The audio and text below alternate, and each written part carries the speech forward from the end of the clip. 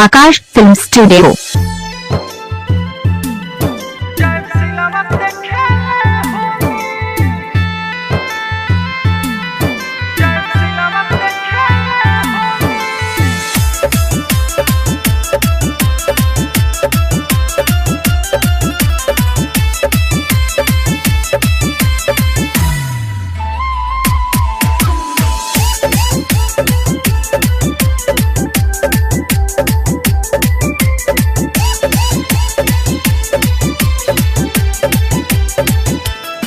हमार रोबहतिया माल सुना लागी ओकर गाल, बुरा हो जाही भले हाल हम लगाई बबुला।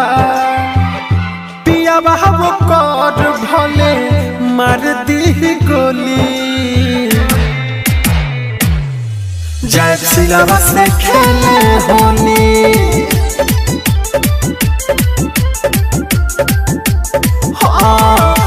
सिलावा से खेले Holi. Music by A B. Gupta.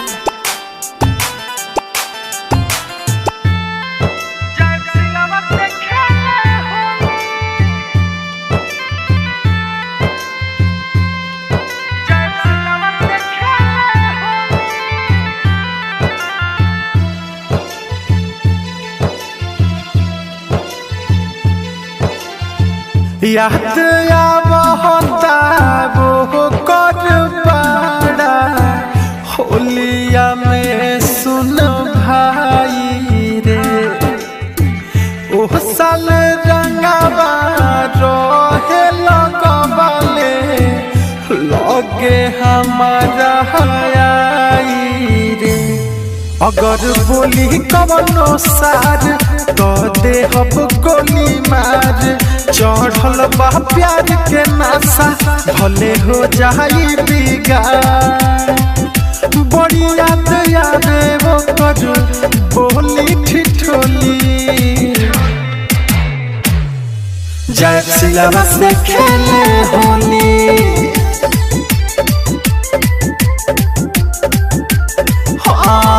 जय सिलावा से खेले होली।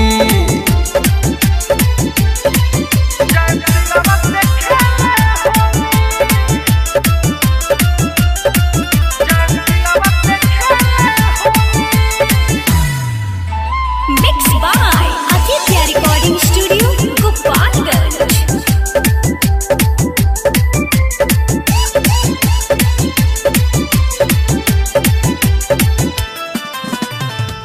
दीपक दीवाना कहे मची उहाँ खलबली हो, प्रिंस बाबू रे हन भाई सुना, सिक्सर के 6 गोली चली हो।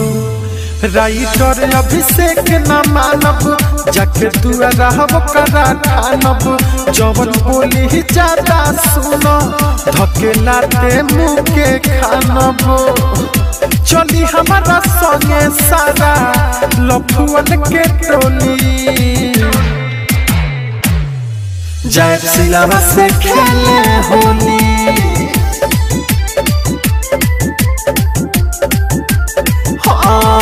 जय सिलावा से खेले होली।